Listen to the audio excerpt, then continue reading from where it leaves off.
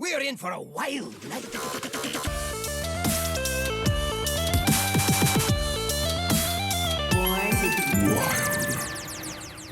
Welcome everybody to episode 177 of Born to be Wild, a Wild exclusive Hearthstone podcast where we have fun hanging out with friends, talking about the Wild format of Hearthstone and spotlighting members of the Wild community. I am your host, Nate Wolf. It is great to be back on a beautiful Friday evening. I am joining you live from Orange County, California, joined tonight by three of my favorite people, ElectricSheepCity. Welcome back. How are you, friend?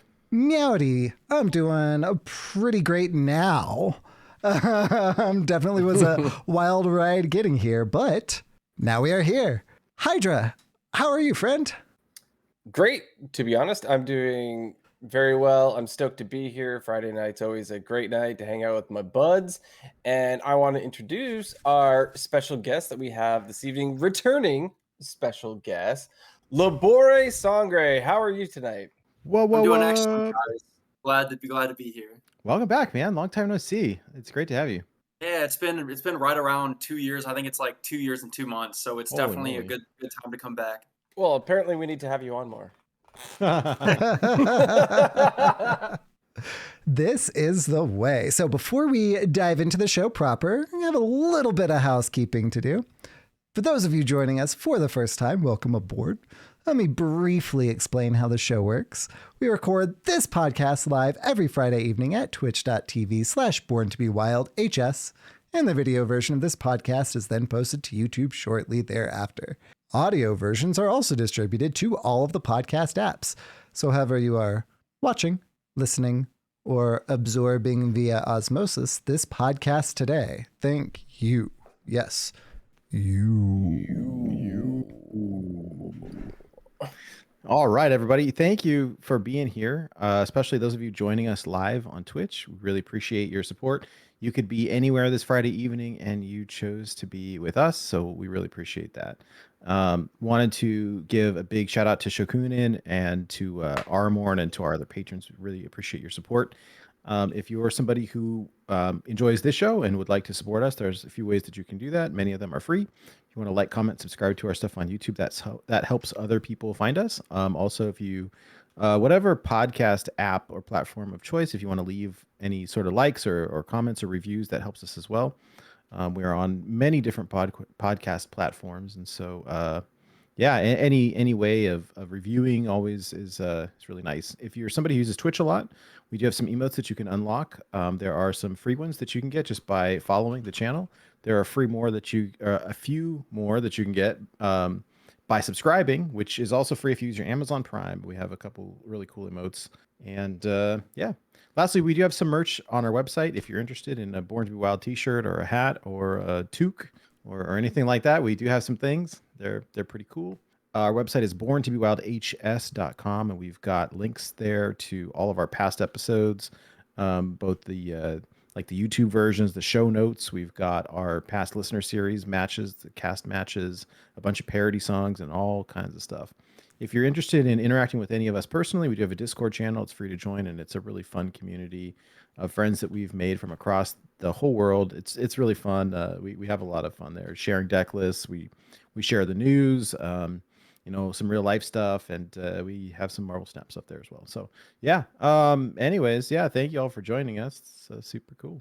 So before we dive in, I'm sure we have an action-packed week for you all this evening, but wanted to touch base with everybody. I wasn't here last episode. Want to check in with everybody, talk about how our week's going and what we all been up to. So I will start briefly. It's been kind of a tumultuous ride for me. I got laid off a couple weeks back, and so I've spent the first couple days kind of down in the dumps and playing Diablo for 24 hours a day, and then I revamped my. Why not? It's like the stages of grief, right? You're like, oh, what? You just don't think straight, right? Yeah, losing your job sucks, but it's all good. Then I revamped my resume, and I think at this point I've submitted 80 applications. It's insane. And now Wow. it's the waiting game because of how my student loan thing works. I have to work for nonprofit or government and that stuff. It just takes a a little bit of time. And so now it's kind of like the waiting game, and I'm just trying to feel useful, do stuff around the house. But it's been actually not that bad after I got past the initial like this sucks. So got to like take my kid to school every day, and my wife and I are going on walks every day and hanging out and stuff. It's been fun actually. That's nice. Not getting paid, but but if you can get past that part. But make the best of it. Right. But it's fine. It'll be all right. So anyways, yeah, that's my week has kind of been interesting. I don't know. Been listening to a lot of audiobooks and playing a lot of games. I've been trying to focus on the job stuff because that's the priority. But I mean, when I need 80 a break, applications is kind of insane. So I think you've proven that you've been working hard on that. And I will say, like, that is more than 2. I've been keeping a spreadsheet because like it's just too many, and I don't want to apply for one more than once.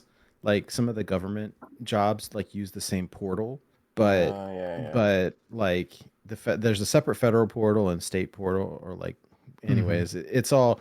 But I'm trying to track it all also so I can see like, all right, what's the link to the posting? What's the open date? What's the close date? What's the salary range and that sort of thing? Just to, if I didn't do that, I'd be so lost. And so it's in this way I can at least feel some sort of accomplishment. That like, hey, I've been doing stuff. Like I'm not just, anyways. It's a whole process though with these, and they take a little while. And so mostly trying to like just lay low in the meantime and like not spend money, right? But it's been going fine. It's been going all right. It's great to see everybody. But yeah, this actually, I guess now is as good a time as any. But I have especially because of the job stuff. But I've been like not playing a whole lot of Hearthstone for a while now, and I love hanging out with everybody. But I'm gonna be taking a bit of a hiatus from the show. Love hanging out, but I'm just need kind of a break for a bit while I focus on some real life stuff, and I'll still be around for sure. If something crazy happens, or in the Discord, or making graphics and all that stuff for sure. But anyways, I'm happy to be here tonight. So we're definitely happy that you are here tonight, and we completely, understand. There's a lot going on, and it totally makes sense, like for sure. So yeah, well, I appreciate that, and you guys are amazing people. So I'm happy to have like y'all to call like friends and family and all of that stuff. So lots of feels, but I don't want to get too hung up on it. But I'll be around for sure. Anyways, Hydra, yeah, how are you, man? Well, now I'm sad. Just one like last piece on that. I mean, I think that taking a break for you is well earned, right? Like so much going on and everything. I've been playing this game for 10 years. I think I'm just like I'm a little Hearthstoned out. But you know how it is, right? Like it's just this, as soon as I got out, they pull me back in. Like I'm already, I'm sure it'll happen at some point. But we have a good thing. We have a good thing going here, and I'm happy that it's not going anywhere. Yeah. No, we shall carry the torch until Excellent. your return. It is all good. My week, well, so far I get to keep my fingers crossed, but my wife ended up getting COVID. So last week we got home. Yeah, she had a day off of work on Friday, and I'm at work, and she texts me. She's like, "Hey, I'm gonna hang out in the bedroom when you get home because like I'm feeling pretty sick. I don't know what it is." Anyway, okay, fine. So the next day she comes out and she's wearing a mask and she's trying to talk, and I could barely hear her, like voice gone. No. She's like, "I tested for COVID, but like it says negative, but I think like I just stay in the bedroom for now, so like we don't get you and our son sick, right?" So she stayed in the bedroom all weekend. Then it was like Monday or Tuesday, I'm at work, and she sends me the picture of like the positive COVID test, and she's like, "Yeah, And I got the thing. So it was good that she stayed in the bedroom the whole time, right? Yeah. Yeah. I did learn that my couch is quite lumpy. Like I already know that my guest room bed is horrible, right? So I didn't even bother. I honestly need a new mattress for that. But I was like, well, just take the couch. It'll be cool. Lay in the living room, watch TV. I'm watching the Mr. Mercedes series right now. Oh, how is it? Oh, it's the first. It's so good. So basically, the first season is the first book, Mr. Mercedes, and then the second season, I assume, because I'm just moving on to that, is going to be Finders Keepers, and then third season, End to Watch, right? So, oh, dude, Nate, the way they do Holly's character in Mr. Mercedes is so good. Oh man, I'll have to watch it. All right. Yeah, it's like Holly and Jerome, like their interactions and everything. Yeah, Like there's so many people that don't know what I'm talking about right now, but I recommend it. If I don't know if this is too soon. If you have any free time, yeah, but it's I have lots of free time actually. No, it's good. It honestly, it's pretty cool. So I don't want you to get caught off guard by this because Bill Hodges has an Irish accent, right? So like I didn't expect it because he's not written that way, like in the book. At least I don't remember him being written that way. So I had to get used to him being Irish.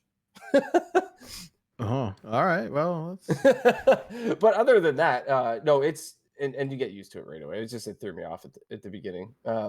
I guess because you listen to the narrator, right? Like if you listen to the audiobook and you hear a person's voice for like this whole series being like one certain voice and then it's something completely different. He's just never described it that way in the book, right? So yeah, like, he's just not. So it threw me off a little bit, but it's super good. And the bad guy, Brady Hartsfield.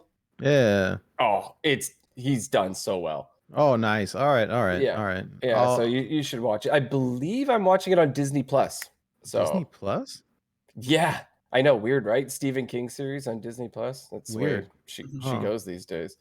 But yeah, so I've been watching that, like playing on my phone. I've been jamming a bunch of BGs because of the recent like questline thing that we have for the event seems to be Battlegrounds focused. So just laying there playing Battlegrounds. I was playing some ladder. I played this isn't very original. Hydralisk is playing a pirate rogue deck. But would have guessed? Love to see it. Right? And like I've seen new lists and everything, and I'm like, I could do that. I could do this. And I was like, I have this list that I made like 6 months ago or something, and I just clicked that one. It's working. It's working very well. So and I hadn't played much ladder this month, but in the last couple of days just playing, I got to Diamond 3. So hey, nice. I'll take a couch Diamond 3 while watching some Stephen King, right? Like, yeah. Oh yeah. So I do have to make that legend push soon. It's the 20th, so I should probably get on that. But there's been so much, and you guys know my addiction to Warcraft Rumble, so I've been doing that too. Man, I got the emails that had the this month's like 3D print models or whatever. They're really cool. They're really yeah, really cool. Yeah. I've made some at work, right? Oh, really? Yeah, because we've got a 3D printer. So when like no one's looking at the end of the day, you like set it and forget it and just come in early and it's done. That's hilarious. How long did it take to print? Well, the timer was, oh gosh, it was probably like 8 hours or something like that. Oh wow. All right. Like they're like this big. They're not like super huge, but you have to build a base for them to stand on. I'll grab one next time. I made Tyrion. Oh, rad. All right. Yeah, but he's got this outstretched hand. He's supposed to be like pointing or something, but his fingers keep kind of like melting down. So it looks like he's like melting Tyrion. But I want to make more, but it's kind of like squeezing them in is a little, difficult because often we will leave the 3D printer running at night making things we actually need. Right. So it's kind of like stay till everyone's gone. Like, all right, they're not using it. Load up the program. But yeah, they're super cool because you can make like Murlocs, like old Murkai. You can make like Jaina and stuff. I haven't looked at them all, but each week they're like doing new ones, right? I'm sure they're going to get to all the heroes, right? So you can have minis for all the heroes. Nice. Yeah, week by week they're releasing them. This nice background that I have here, I've learned is actually super comfortable. So I always use this Hearthstone blanket. That's why I bought it, right? Was just for the background for the show. But it's got like the fuzzy background. Like the backside of it is like super soft. Apparently super warm when you're sleeping on the couch. It's yeah, I recall it being, it's like velvety soft. Yeah. Oh, it's good. And it's like it's warm. Like I didn't need any other blankets. Like I thought, oh, am I gonna bring out like a big comforter duvet or something? Like, no, it's actually super legit. I wanted to say one more thing before we move on to Sheep's Week, because he'll appreciate this. I did finish the Red Rising series, and the trilogy, the original trilogy. There's two more books that are come out, and damn, like if you ever get to it, Nate, oh my gosh, like it's so good. I don't know, Labore, if you've ever read those books, but Sheep, I don't think so.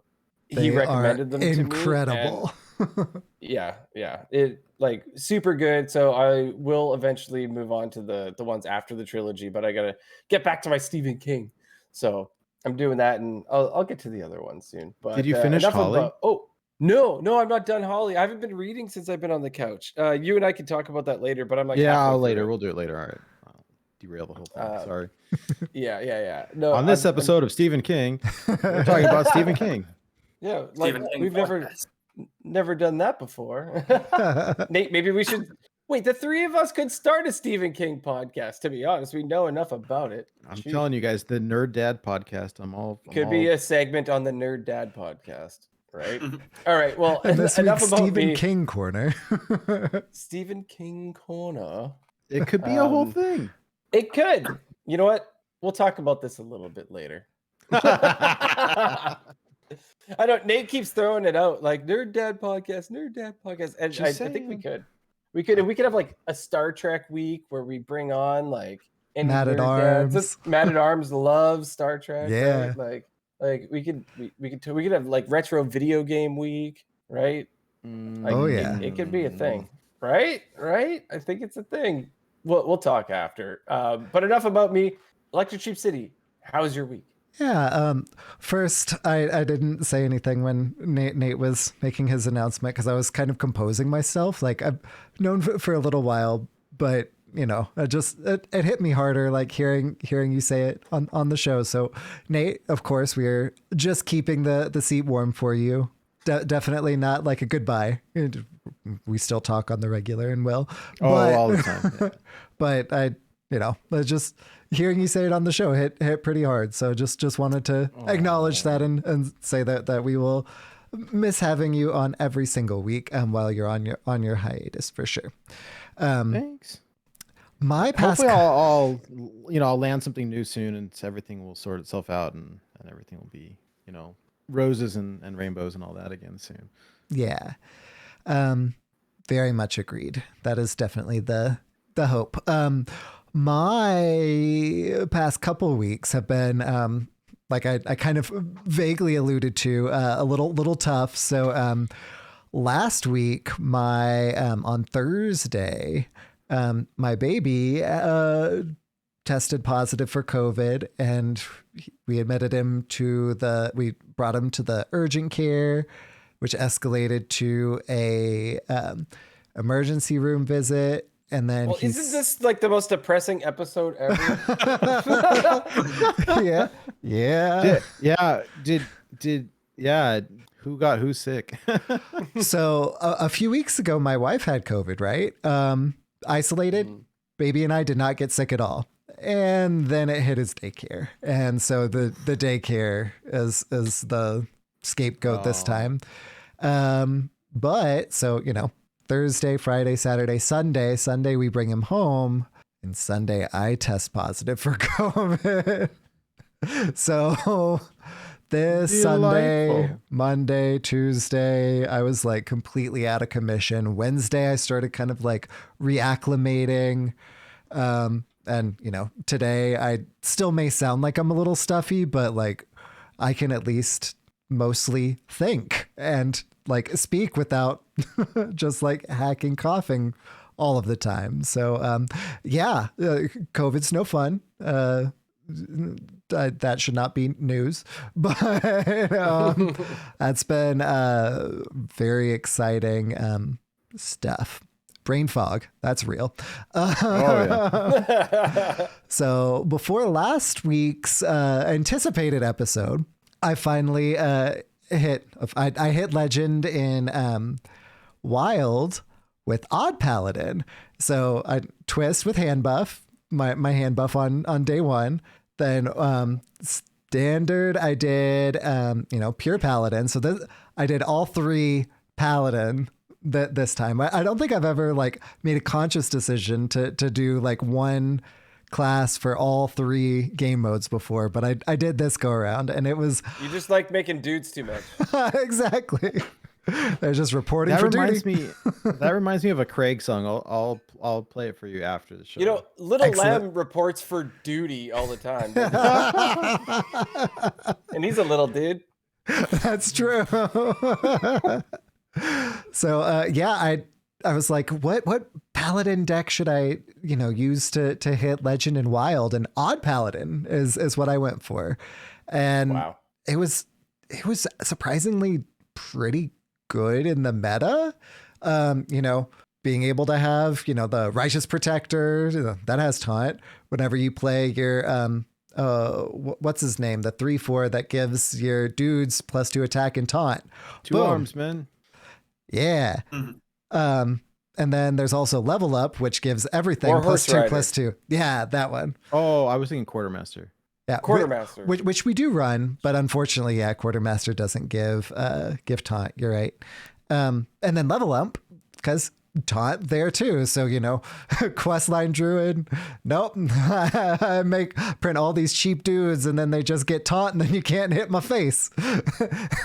And then I'm still aggressive and like smacking down your face instead. And I just kind of sailed through the ranks with Odd Paladin. It was a blast. Wow, nice meta call. Thank you. It was. I was surprised with how like effective it was into the field. I mean, even Shaman is like another aggressive deck, but again, all the taunts, and then you push the button and you get 2 dudes, instant board all the time. Even Paladin, even Shaman still beat me a few times, but it was far from like one-sided. So it was a pretty fun time. Then today, Spider-Man 2 came out. I've played through like the first cinematic thing, and oh my gosh, I wish I did not have to catch up on school this weekend, because that's all I want to do is be swinging some webs, going thwip. I bet. It's so good so far. Again, I just started. I may very well not catch up on sleep and just catch up on school and play Spider-Man. Nice. What can we do? So very action-packed week, kind of ups and downs here in the city of Electric Sheep. But LaboreSangre, how has your week been, friend? Yeah, buddy. So before I talk about my week, since you guys were talking a little bit about COVID, there was something unique to my experience that I wanted to say. So my family had a pretty cool arrangement to kind of counteract the negativity, or towards the start of COVID, just kind of like how that was like the only thing that you'd talk about, and it's kind of unsure times. What we did is once a week, one of the parents would we would all choose like a restaurant or a food item, and then someone would like go and get takeout from that restaurant. So it was just kind of like something particular, just like once a day, kind of like eating out without eating out. And I just found that was something kind of nice to kind of counteract the times. So whenever you guys are bringing up COVID, even though it's usually a negative thing, that's just a positive thing that I can think of. But definitely, I don't recommend cruise ships anytime soon. Kind of stave off the need to cruise for a couple of years, because that's whenever I got it, was on a cruise ship.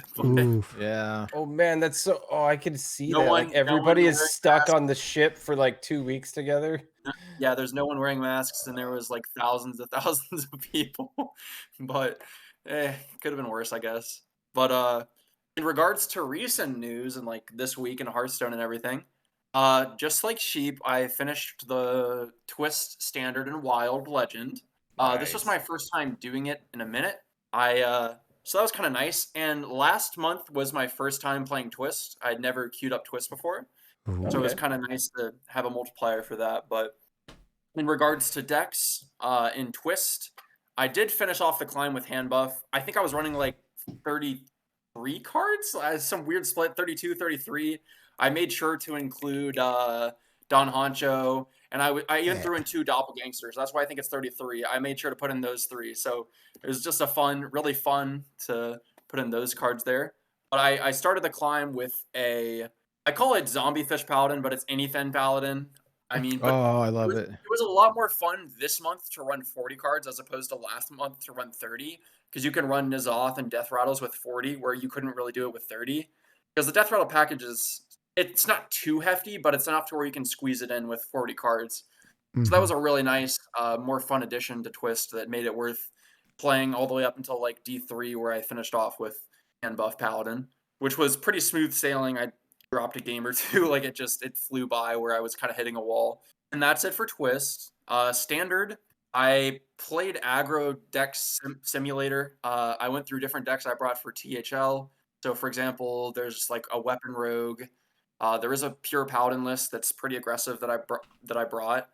Arcane Hunter and Enrage Warrior. So I would just, if I lost like 2 or so games with either of those, I would just swap around. And at the end of the day, the Paladin was what got me there. That's the one that just was performing pretty well the last day. And I really like how it has the Countess, I think it's called, where you have the 2-mana Discover Minion. It's just so sick to run in a deck that just dumps minions and then has that to rely on later on. It's pretty sick. And last but not least, Wild Legend. I got there with Mildruid was the main deck I played in Wild.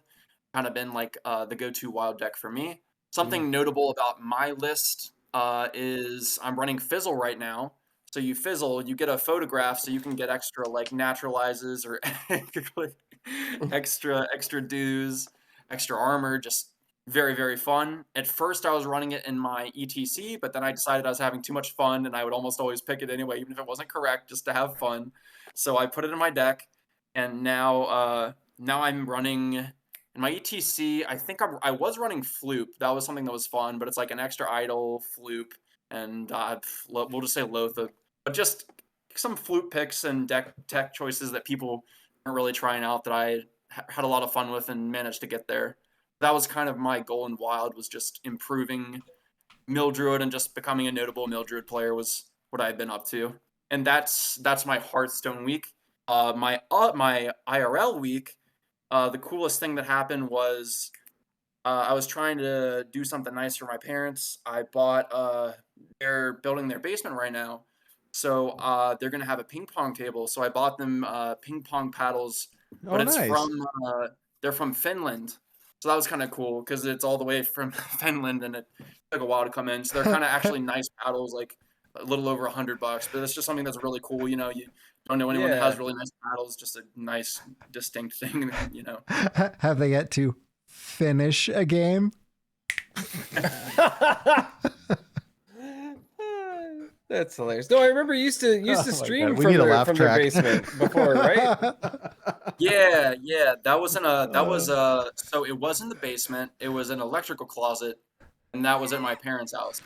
So a lot of things, but now I here and there whenever I stream, it's at my own place. But you are right. You're very right. Yeah, you brought me back. You talked about your parents' basement. I'm like, I've seen it basically because I remember you used to stream from down there. Yeah. This is a new house though. They're building. It's they new. moved from that house, and then Okay. they're working on the basement. Gonna have a ping pong table. Yeah. Gotcha. That's awesome. Well, that's nice. That's super thoughtful. I wish I had Very a ping cool. pong table. Don't let your Ping names pong be dreams. podcast.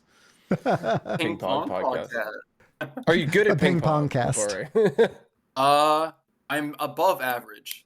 Nice. Oh, interesting. I wish at my work they have like ping pong tournaments because there's one in the lunchroom, and I just stay away because these people, they're like sweating on their lunch break playing, and I'm like, Yeah.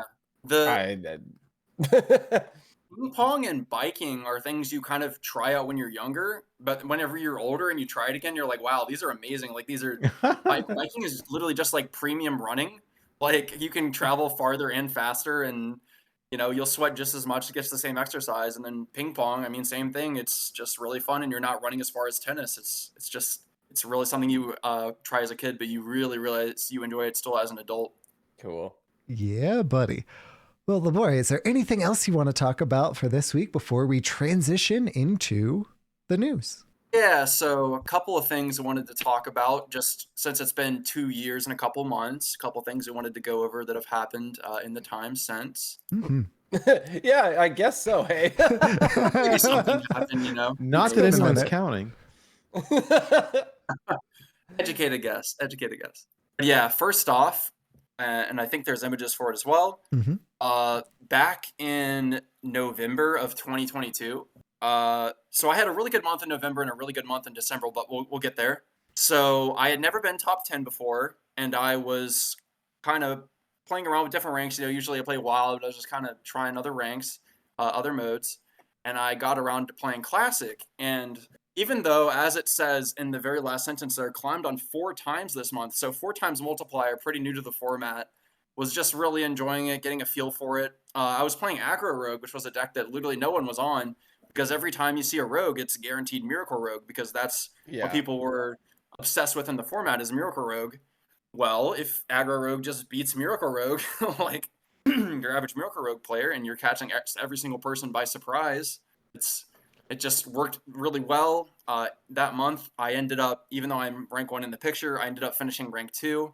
But since I'd never even been top 10 before, I'd been top 11 in Wild and top 25 in Standard. I'd never been top 10 before, so it was really nice to not only surpass being rank 10, but go on to finish rank 2 on an A. And not only an A, I got a lot of good practice, and I finished rank 6 on EU. Dang. So not only had I never been top 10, I finished top 2, and I finished top 6. Like, it just really came together, and I think I finished, like, I don't know, top 50 in Asia. I don't know. It might have been a different month, but just really started to get the hang of the deck. And yeah, I just really started grinding Classic. And like I said, didn't have the reps in, didn't have a good multiplier. Just it had to learn the hard way. And the accounts were free to play, for example. So Asia, even though it's a Classic list and it's not as much dust as you would have nowadays with all those legendaries, I would have to like start out with bad cards and then eventually craft better cards and then eventually have the deck in mind, right? So it'd be suboptimal lists, but just it was fun nonetheless. But that was one of the better moments in the 2 years. It's nice getting that rank 1 photo. I did in fact blow the finish. I did finish rank 2, but it's okay. I'm over it. It's nothing to feel bad about. I've not yet had a 1 next to my name yet. Like I've gotten so close. This month I had a 2 next to my name, and definitely don't anymore. But it's just like that 1, that coveted 1, dude. That's so huge. Congratulations. That is a huge achievement. Whether you finish there or not, getting there whatsoever is huge. Yeah, getting first is getting first. Like holding it at the end is like next to impossible. You were number 1 at one point and you held it. You were number 1. So that's killer. Because like I said, I wouldn't really get into it too much. I'm not like salty about it, but the part of the logistics of why I failed was because I'd never been top 10 before. What happens is the last day, if you hold 1, you don't really play right. You camp it out, because everyone plays on the last day that's trying to get a better rank. So for example, like if I'm rank 2 and I'm queuing, I'm going to queue into people that are like rank 100 or rank whatever, like just lower in MMR. So I have to win a lot to make it worth, but the risk is high. So I had to put in the work sooner, but I was queuing on EU and on Asia. I was queuing on my other accounts, and I'm like, okay, I'll just only play NA on the last day, which is not the strat. But yeah, no, it's whatever. That's the critique of my performance, but it was really enjoyable. I got rank 15, and I've already decided, not decided, but I've already accepted that's probably the highest that I'll ever get. That's really good. You know what? I got the screenshot. I'm Exactly. Right. You got the Twitter 15's picture. good. I got the Twitter picture. I'm good. I'm good with that. Maybe I'll try again one day, but it's good enough for me. But that's insane. And you keep saying the word failed. That is not a fail. This is the exact opposite of a fail. Like, dude, you got rank 1. Like that is nowhere near a failure. Hard agree. That is a winner right there. Yeah, that shattered it shattered my expectations, or it, just sort of evaluating myself as a player or coming to accept it. Yeah, things you gotta move up, gotta progress to after such a thing. It's just such a milestone, and then trying to understand what you can accomplish next or setting new goals. It's a good way to look at it, but what an achievement. I mean, that's incredible. That's incredible. That's incredible. Speaking of incredible, there's another very incredible achievement that you did in fact hit very shortly thereafter. Tell us a little bit about that.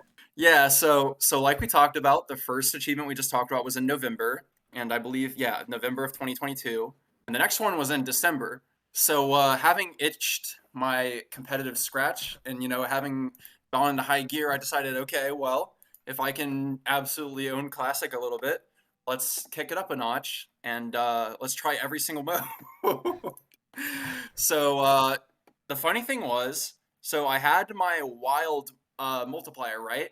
Well, if you look you can read the descriptions. That's what a lot of people miss here.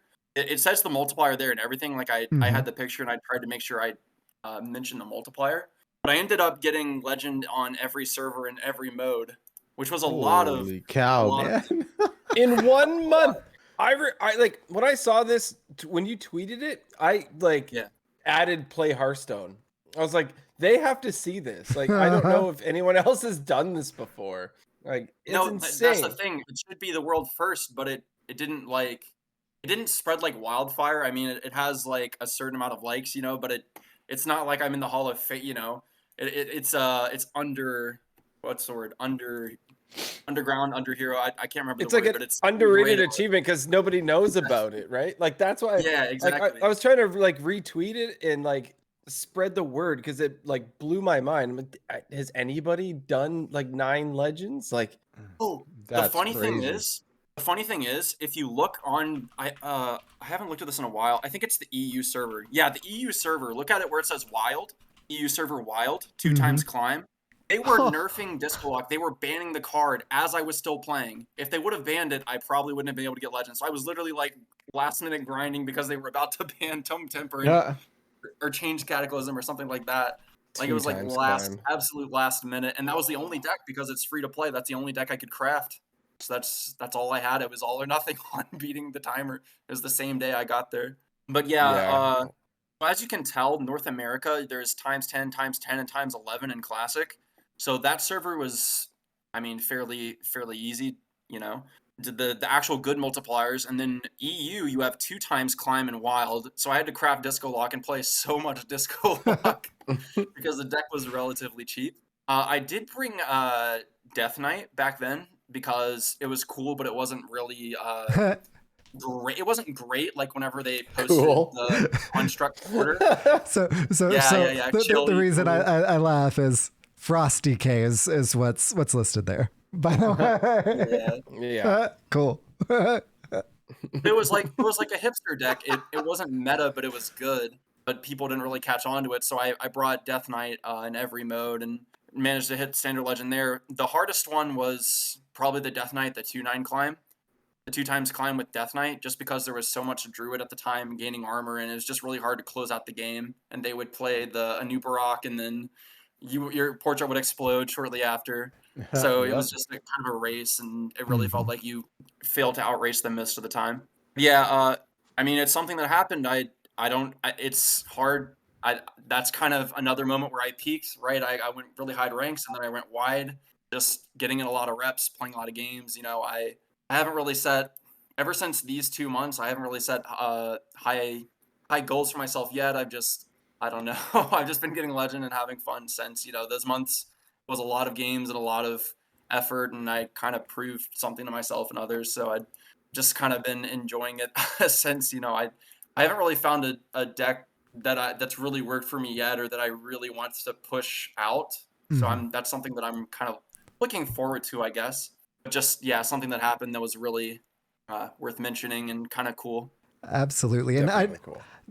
doing that once is incredible. I'm glad that you're not trying to kind of chase that feeling and feel obligated to do so like every month since, because Oh gosh, that'd be like you said, having fun, enjoying the game, that I feel like that's the sweet spot. You can do it. That you've proved that to yourself. I feel like that is a huge accomplishment, and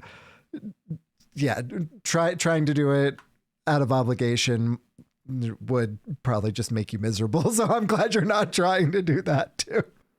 Something I didn't mention is, so like I talked about in NA, the Wild, Standard, and Classic, like 10 times, 10 times, 11 times, like that's stuff that I was kind of doing anyway.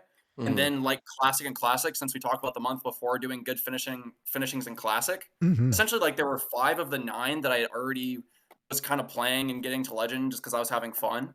So 5/9 of the way was pretty easy. It's just the other, I think I joked about it. I got 5 out of the 9 just having fun. And I think I joked in the Classic Discord at the time that I was in. And I was like, man, I'm like 5/9 of the way there. Like I could, wouldn't it be funny if I just got all the way? And they're like, do it. Wouldn't it be funny? Wouldn't it be incredible? Oh, that is awesome. Well, I know that you really like Leroy Shadowstep Leroy, but I did do that a lot. I did do that a good bit, probably 1,000 times at least. Oh yeah. There's another kind of multiple of thousands that is another milestone that you've hit since we last spoke as well. Yeah, so like we were talking about, playing a lot of Rogue and Classic, and that was kind of like the main deck that I was really high on and really was achieving what I wanted to achieve with. I finally hit over 10,000 Rogue wins total. I checked today. I did peak at 9,780 wins on NA, so obviously it's not the sweet number all in one format, but I have over 1,000. That's how I do it too. Like I have over 1,000 on between Asia and EU, and I was really lazy. I was really lazy with getting the 10K because my number was pretty high ever since Scimitar popped off. It was really high way back then, and then I kind of took a hiatus from Rogue, and then I just came back to it. It's Rogue. Like I've played so many other decks and so many other classes that even though I have so many Rogue ones, I kind of wonder where it comes from, right? Like it's not like Jay Alexander or Geminator where they have 30,000, 20,000 Rogue wins, and you always see them play Rogue.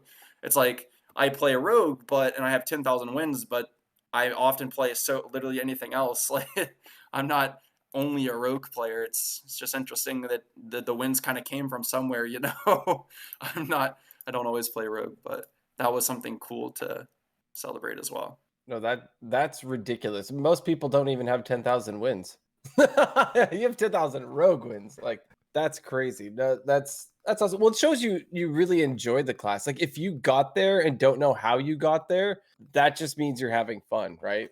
Yeah, I was kind of thinking on all the Rogue lists that I'd played, and even though that list would probably be over 30 decks, I was just trying to come up with like the main archetypes that I played over time, and it's just kind of fun to think about it. Like if you could really take it a step further and look at like Tempo Storm metas and like go back like 5 years ago and see lists that you were playing then. For example, with Twist, the Water Rogue with Fenja was something I crafted Fenja again, and that was really fun to put Fenja in play. And I'm like, hey, I played this guy in a Water Rogue, and I really enjoyed that deck. And just old throwbacks, for Rogue from then and onwards. Ninja Force 5. Great times. Sheep from the future here. We forgot to ask a very important question of Labore while we were live recording the podcast. So Labore, where around the internet can people find you if they're trying to consume your content or listen to your magical thoughts for themselves outside of the podcast? So on Twitter, you can just type in the name LaboreSangre, and just like it sounds. Just like it sounds. The word labor and Sang, SANG, and then RE. It's LaboreSangre. And on Twitch, twitch.tv/LaboreSangre. Nice. And if you are checking out the show notes, you will see, of course, both the links and the spelling of all of those things. So you don't have to worry about it. But Labor, Sang, Re. Boom. Exactly.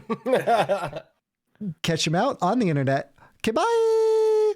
Bye. Bye. Bye. Well, Hydra, I think it might be about time for... Welcome to the news. The news is so good. The news is pretty good, and there is a lot of it. So let's rattle off some things. We got some bundles, right? So this is not specifically for Hearthstone, but BlizzCon is a thing, right? So we got some BlizzCon bundles if you want some BlizzCon exclusives, because you know they do that, right? Like, oh, you want this card back? You want this thing? Get BlizzCon bundles. Anyways, we have an epic pack and a legendary pack. So I'm just going to highlight what you get from Hearthstone because this is a Hearthstone podcast. First off, it comes with a 10% discount off of Blizzard gear. So if you want to buy something, you know, Hearthstone related or whatever, you get your 10% discount. But Hearthstone wise, you get the BlizzCon 2023 card back, 5 standard packs, and 5 golden packs. And that is $29.99 USD. For $49.99 USD, you get all the same things that you would get in the original Epic pack, but you get a mystery signature legendary card. And I would, you know, I wouldn't be surprised if that's coming from the new expansion, I suppose. But yeah, so if you want that exclusive mystery card, you can grab that legendary pack for $50 USD, and you get all the other stuff included with that as well. You know, I haven't bought the Blizzard, the BlizzCon pass back since the Mare and the Fox one. Oh, Yeah. classic. where they tempted me because you needed to buy that to get the golden one. Right? I But- bought it. I did too. Yeah, so no, that's the thing. If you guys are interested, I mean, I do love BlizzCon. I'm glad it's back. I wish I could be there. Nate, you're close. You should I'm just really go close. Yeah. If go anybody's outside, going, right? and like someone's got to have a spare ticket. Scalpers, you know. Yeah, for like $500. No, the ticket prices are crazy. That's more than two. But yeah, it's local. Actually, it's really close to me. Wait, didn't you say you know a guy? Like, works for Diablo. Actually. That's true. Right. So Well, I'm gonna move on. but Oh, yeah, go ahead, Sheep. before you do, Celestalon actually tweeted a little bit too about this, that he just wanted to highlight one particular element here and more. So the BlizzCon collection legendary pack, you know, there's been some speculation that something pretty big is going to be announced for Hearthstone at BlizzCon. Perhaps something related to whatever that announcement is. I legitimately don't know. But Celestalon's kind of hinted at there being more here, and I'm excited to see kind of what that more may be as well. So wanted to highlight that since Chad did, in fact, bring that to our attention.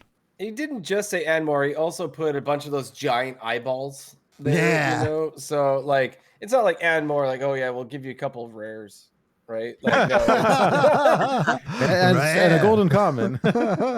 golden common, right? Like, there's some eyeballs. I would not have eyeballs like that if I got a golden common. So. Yeah, exactly. So, but wait, there's more. New Mercenaries expansion. That was in jest. I that is not happening.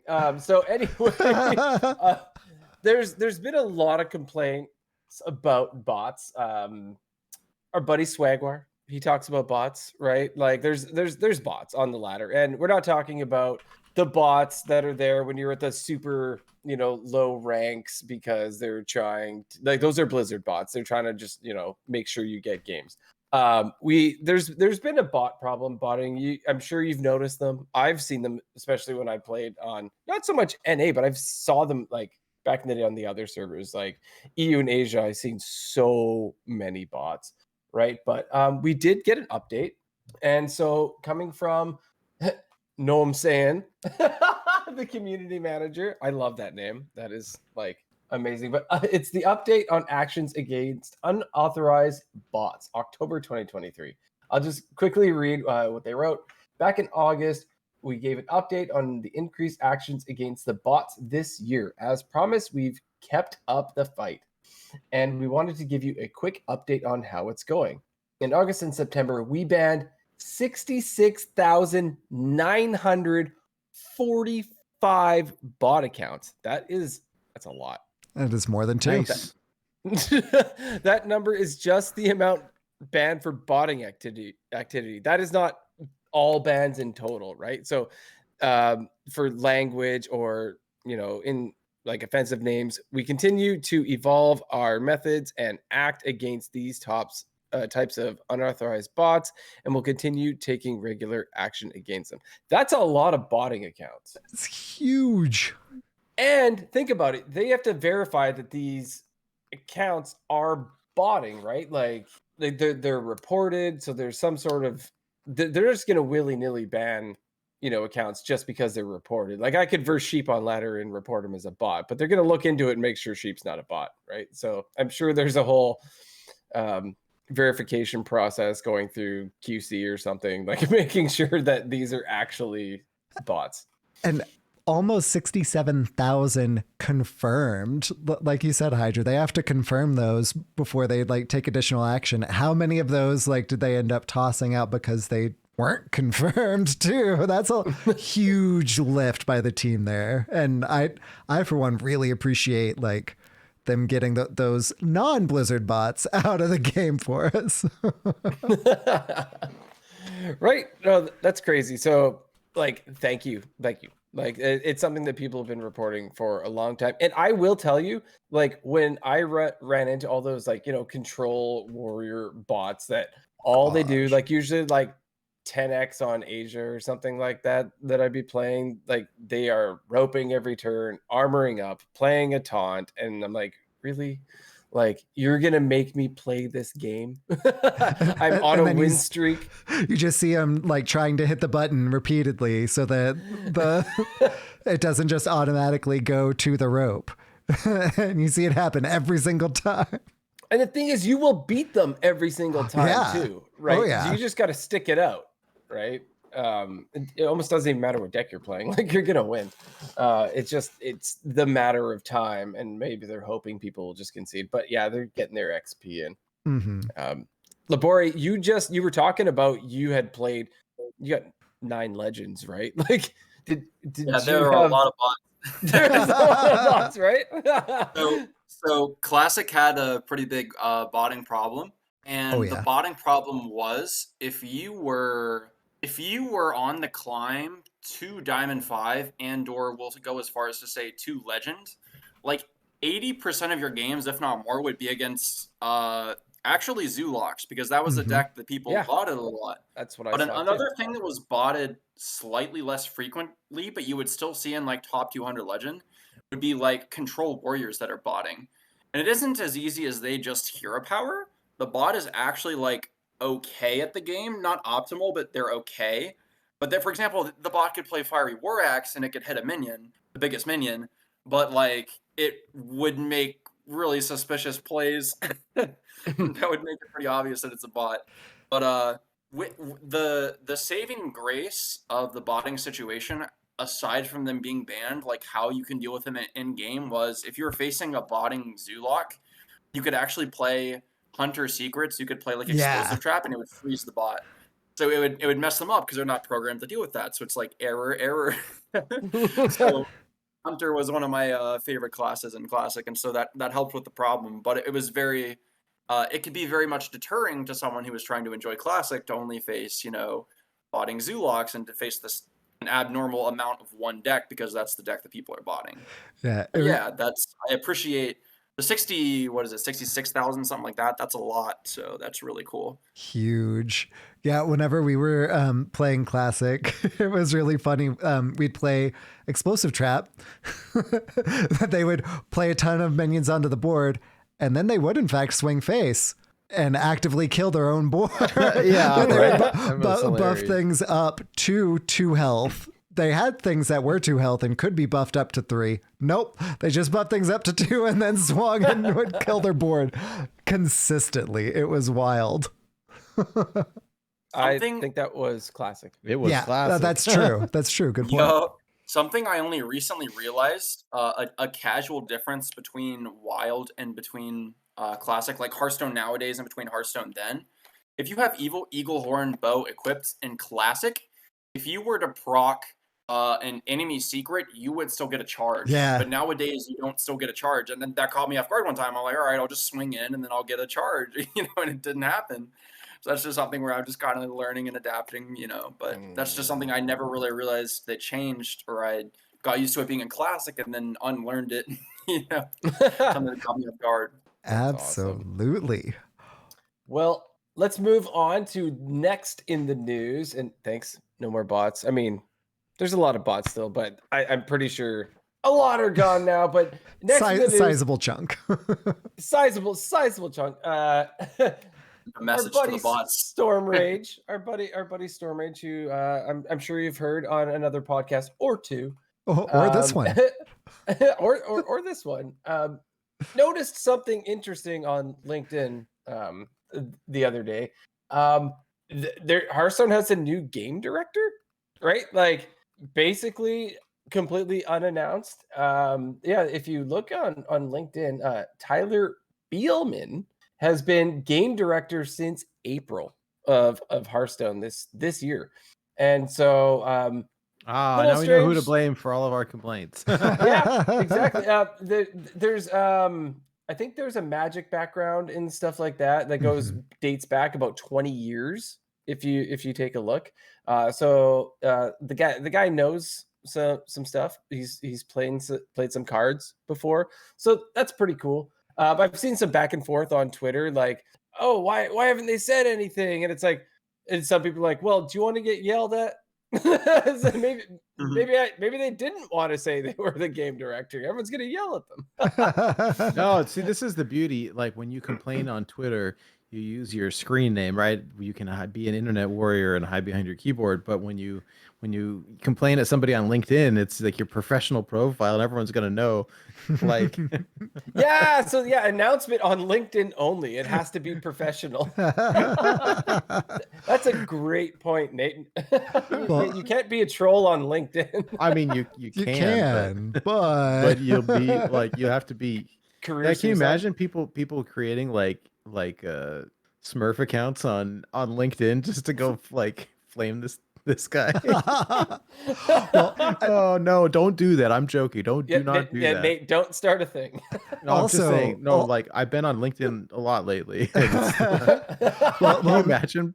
Nate, while you're on those LinkedIn streets, or the streets around your neighborhood, Tyler does in fact reside in Orange County, California. So if you see him around while you're on those walks with your wife, say hi and well Blizzard's met. like right around the corner from me. Wait. Actually, it's like right down the street. Hold on.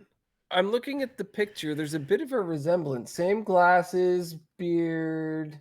Nate. Oh, it's me. It's Nate. Oh, yeah, I wish. You didn't tell me you worked for Magic 20 years ago. Oh, what a wizard of a coast. Yeah, Orange County. All right, so we've been hearing about it for years, right? I mean, 2 years? I don't know how long. Yeah, But, about 2 years.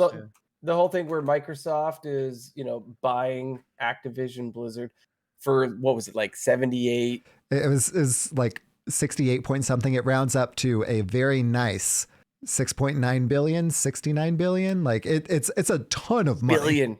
Did With- you hear with the that? B. Billion. Yeah. So the guy I was talking to today, right? This came up and we were chatting about it. I was like, oh, how is it going? With the Microsoft buyout of Blizzard, like, has that changed anything? And I said, I imagine probably not, right? Because if everything is kind of like running smoothly, like you're not going to do that as like a new manager come in and just, no, we're going to change everything, right? And he said, yeah, they're just like, I guess earlier in the week they visited. The picture here you see, the characters on the far right are from King. It's the people who make Candy Crush. And Mhm. so he said they visited the King offices earlier, and then they're visiting Blizzard campus next week. And they're not coming to do anything except just say hi, like introduce themselves, and they're gonna have a big old thing at the campus with like food and events and stuff like that. And he was saying actually he's been hearing lots of good news because like with the smaller company, they're really have to focus on like it has to be good, right? Like this has to be good because there's all these investors in it, and it has to be great so that we can continue doing it. And because now Microsoft is backing it, and Microsoft is enormous, like and Xbox and like video gaming are not their only um, platform or source of revenue. It's like they have more leeway. Actually, it's like, hey, now we're just behind like a multi-billion-dollar company, and like we have some more leeway to like it's not just this critical we must succeed every time. It's like, oh, we're actually gonna be able to do some cool stuff. And he said that the atmosphere there was like everyone's pretty hyped about it, so it seems good. Super glad to hear that. And did confirm That's that it is that's the insider 68. perspective. Like, yeah, Yeah, Yeah, and that's cool. did confirm $68.7 billion. So almost $69 billion is it's almost nice.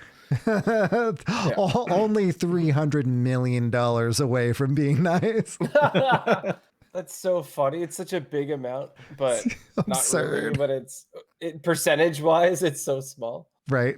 We can't Yeah. make the joke that it's a small indie company anymore. Now it's a smaller I can indie get it out of our company. system now. Before it's We never irrelevant. could really, but Yeah. Well, so Xbox has those like indie releases that they support. That's what indie at Xbox is what Hearthstone a is small now. 68 billion. Yeah. Small 68 billion. Bunch of indie stuff, Yeah. small ones. wow. Are we gonna have like a Microsoft launcher instead of BattleNet launcher? I don't know. I don't want to get into it, but who knows but speaking from a perspective of somebody, so like I work for a company that was acquired by like an investment firm, right? Mm-hmm. Like, and they just give us funding to be better, right? Like they invest in quality and stuff like that. Like we're still the same company. Like they want you to succeed, and they give you the tools to succeed, and that's what's gonna happen here, right? So have no fear. They'll be trying to make things work, right? So and that's what, like, I've only succeeded more since they took over, right? Like I got a new position, promotion, air conditioning, Hey. Well, and Right? Microsoft has a really good reputation for the studios that they buy, them doing that exact supporting. They're not just buying it to then close it or anything like that. They have a really good reputation for letting their acquisitions thrive. So if you want a chunk of that $68.7 billion and are a student, the 2024 internship program applications for an internship at Blizzard are now open. So you can It apply doesn't to say do that paid, thing. okay? That's true. That's true. I do have a link to the applications in our show notes. So let me actually just click on one and see what the...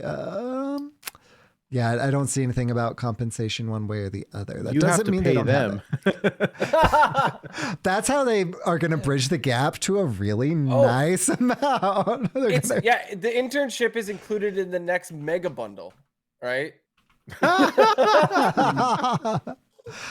Okay, so they say employees in this role may be eligible for incentive compensation. Incentive compensation is not guaranteed. So, like any it's other open. internship. Yeah. But that's super cool. I would take it. Oh man, imagine that. Like you're just coming out of school and you're gonna do your internship or co-op at at a place like this, like that would be super neat. Like, hey, come and sit with the initial design team for Hearthstone cards. Like, that would be so cool. So anybody out there who's at that stage in their life that could do that and wants to, Hey, you know what? There, that would have been really cool, like 20 years ago. Well, and you know, if you get your internship in Orange County, California, you may or may not see Nate while you're there. So hey, I mean, you know, just saying, if you want to reach out to Nate while you're there, you know, just you know where the Born to Be Wild Discord is, where Nate's still there. Hey, I mean, if there's gonna be people in town for BlizzCon though, but for real, it seems like a pretty cool place to work actually. I think, at least from what I hear, it's pretty cool. So is your face. No. And so is the teaser that we got for the next expansion. So on the 16th of October, we got a little teaser image with some of those eyeball emojis that Celestalon's tweet had as well. You know, it's these boots. Looks like they were made for walking or spurring on. That's what I was going to say. On the same wavelength. Love it. So the next expansion has been announced. Announcing Showdown in the Badlands, Hearthstone's next expansion. the Red Dead Redemption 2 expansion. Yeah. It is coming out on November 14th, which is way earlier than I would have thought. We joked last year about December of the Lich King. You know, why do they call it March of the Lich King? November 14th is super early. It is. I remember a few years ago, they actually dialed it back. And then this is even earlier, right? Like they had brought it earlier. And then now I believe I did some research. I think the earliest one was like the 17th or 18th or something. But this is, officially the earliest expansion we've had at the end of the year, like for this time frame. Yeah, buddy. So, what all are we kind of getting in this new expansion? Well, one of the things we're getting is Highlander support. So they've already announced a couple of Highlander cards. That card's red. Yeah. So this one is Elise Badlands Savior, an 8-mana 5/5 priest minion. Battle cry: if your deck contains no duplicates, summon 4/4 copies of 4 minions in your deck. So you could have Rag, you could have a Colossus, you could have a Titan, you could have Death Rattles, like standard Big Priest. You could.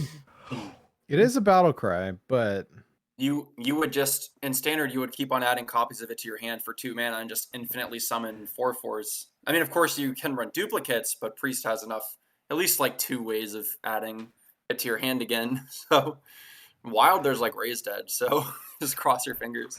But another one. Point, you can just keep doing it over and over. Yeah, buddy.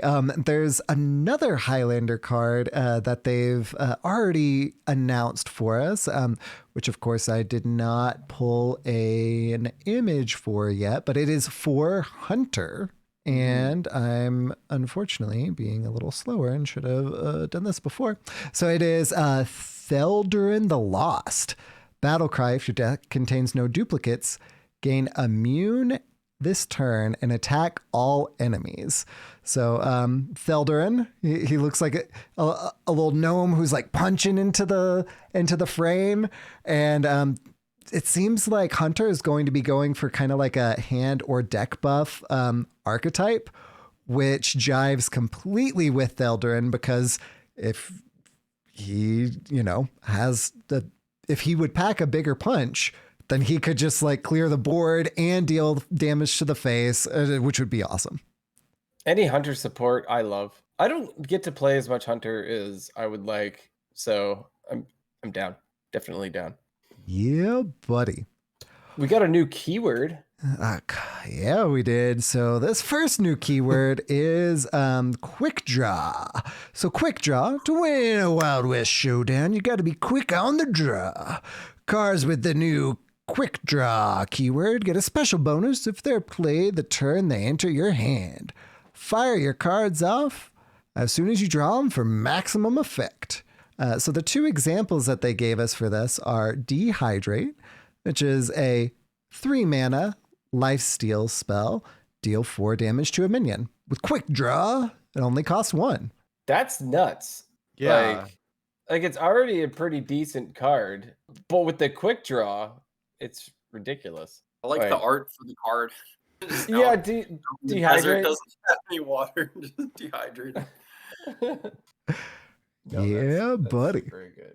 The The other example is the trolley problem, and this one's funny too. Like, Labore probably loves the art on this one too, because it's true. We got some poor souls tied to the tracks, and there's a train on the way, but it's a 3-mana warlock spell that says discard your lowest cost spell, summon 2 3/3 tram cars with rush.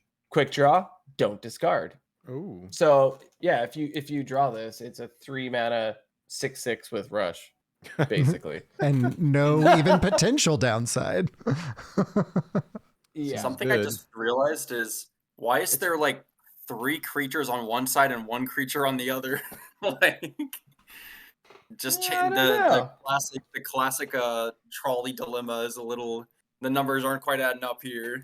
Not the same, you know, this- Oh, and I guess it does say discard, and this is a purple card. Mm-hmm. That it is. So we've got some more disco support. I wonder if we'll see some more discard payoffs or some additional discard cards later in the set. We'll have to wait to find out. But we've got another new keyword releasing with this expansion, and that is excavate. What's the Blackrock Mining Company after anyway? Well, treasures, of course. Cards with the new excavate keyword give you a treasure when played. Each time you excavate, you get a treasure from the tier you're on, and then you progress to the next tier. So the further you dig into the mine, the bigger and rarer your treasure gets. Talk about pay dirt. So, the first time you excavate, you get one of 5 1-mana common treasures. The next time you excavate, you get one of 5 2-mana rare treasures. And one of 5 3-mana epic treasures. Once you tap out your mine, you start your excavation over at common in a new vein. In total, there are 15 neutral excavation treasures that all classes can dig up. 5 at each rarity. So, There's some good ones here. Like, I mean, we don't need to go over all these, but these are pretty cool, to be honest. Like, they're cards that are maybe better than they should be, basically, right, for their mana cost. So, like, the first one's a 1-mana 2/2 rush. Like, we've seen. What's the 1-mana 2/2 like Raven or whatever that we've had in the past, right? That we played Druid. I'm sure you've played that a few times, Sheep. more than once. But right, 1-mana deal 3 damage, unconditional. 1-mana gain 2 coins. Hey, that's cool, like Miracle sort of style like card. Everything is basically something that's better than it should be for the mana cost, from what I gather. Yeah, my favorite so far that I've seen is one of the epic ones, which is Ogre Fist Boulder. It's a 3-mana location. Set a minion stats to 6/7. Yeah, I know. I saw That's that. awesome. I was like, that's really funny. clever girl. And it does have 2 durability, so you can that's some really good stats for the cost. Yeah. It also appears as though the whatchamacallem, that's helpful. The classes that you can excavate from have their own legendary card associated with it as well. They briefly showed the Death Knight one, I think it was, but it was brief. You couldn't really see exactly what it did. So the ones that it looks like we know for sure right now are Death Knight and Mage. I have no clue what the Mage legendary one is, or the Death Knight one as well, or if there are multiple legendary options. We'll have to wait for additional reveals to find out a bit more, but it's a really interesting mechanic that the real cost seems to be in the higher costed excavate cards. So the cards that actually do the excavation are a little bit higher cost rather than the treasures themselves, which are like that 1 mana 2/2 escaping Trog, or other things like that. Azurite Chunk, a 2 mana, discover a 3 cost card. It costs 0. You're actively getting back that tempo for that value. Something I really like about this is it's comparable to Lackeys, but this looks even more fun than Lackeys. And the reason it looks even more fun than Lackeys is because you're choosing the option. There are more options, first of all, for each level on the tier, but you're choosing which one you're getting. So that takes skill or like understanding what you're going for.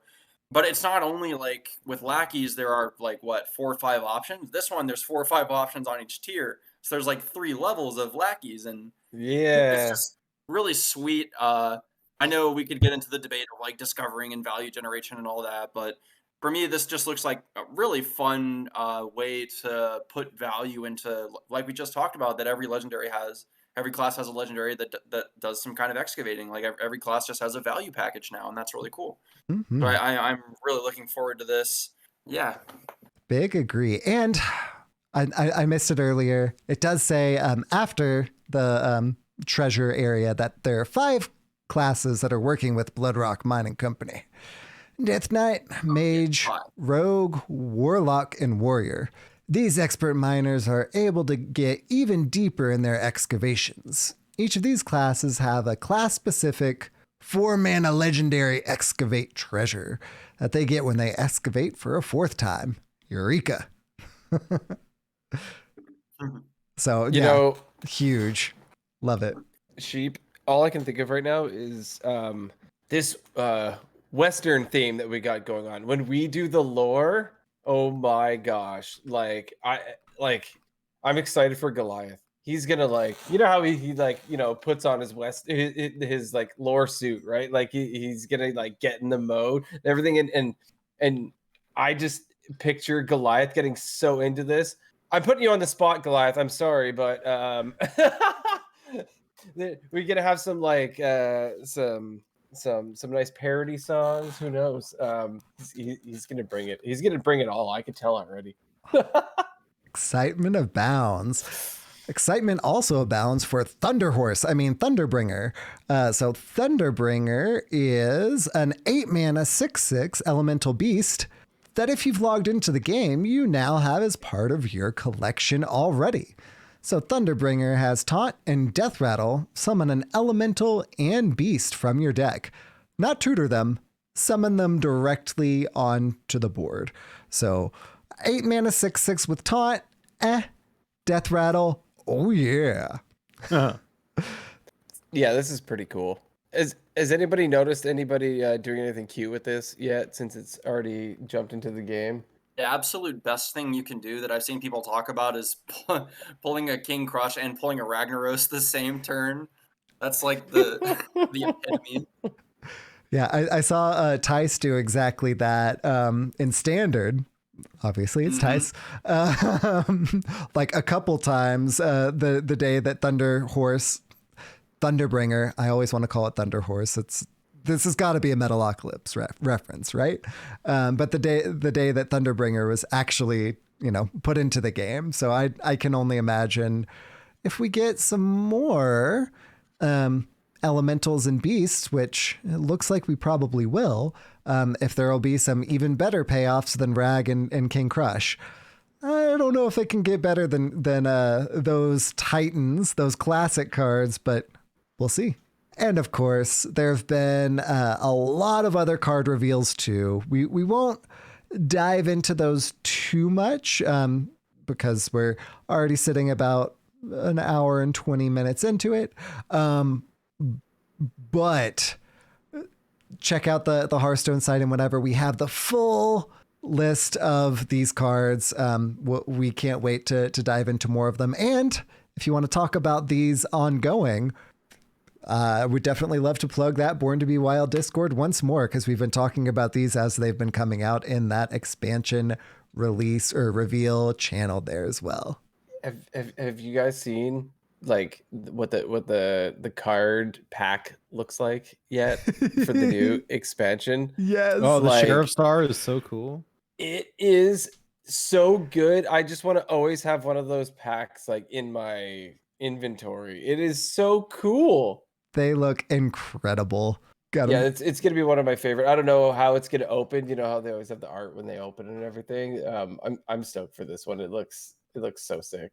I can't wait. I imagine, yeah, like the either that star spinning or like popping out towards you. It's gonna be so awesome whenever we finally get to see it.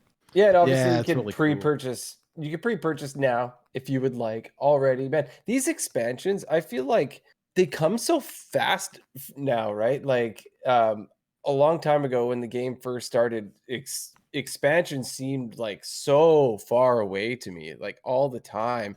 And they come so fast, which blows my mind at like how much work goes into this, and that they're staying on top of this every 4 months. They put out one of these, and there's so much effort going in, and new mechanics, new keywords, new legendary cards, interactions all the time. So it's like goes without saying, but huge props to Team 5. Oh yeah. I guess it's very the cool. mini set. The mini set is like what helps pass the time so much, but also just like power Yeah. level and so many new cards and mechanics, to build around. Well, and to guess, and what you're saying, Labore, this year in particular, we got Caverns of Time in between as well. So we've had legitimately even more Hearthstone lately. It's been incredible. And card buffs and all that too, like more old cards to bring about as well as new cards, Absolutely, which is a great segue to patch 27.6, which has been rolled out into the client already. Hydra mentioned that, you can already pre-purchase the Showdown in the Badlands. You can already pick that up. Also announced in those patch notes are some pretty exciting things like a legendary quest to earn the special BlizzCon for All card back, which that legendary quest will be in the game November 3rd through 10th. I think it's gonna be one of those crazy ones where you have to like sequence and do like remember, Nate, when you, myself, and Blue Train were on that call and we were trying to do it all together, solve like the puzzle and follow the steps. Oh gosh, it's intense. Yeah, since this one's part of a legendary quest, I think it'll be like what we have to do will be put in the client, so it won't be as much of a like puzzle to find out what to do. That said, who knows? Yeah. I mean, yeah, you're right. They could just tell us what to do if it's the straight up quest, right? You know what would be the best though? If the quest was figure it out.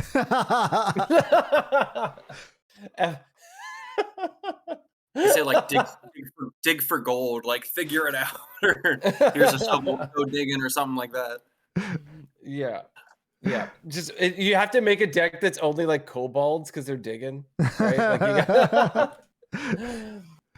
That would be fantastic.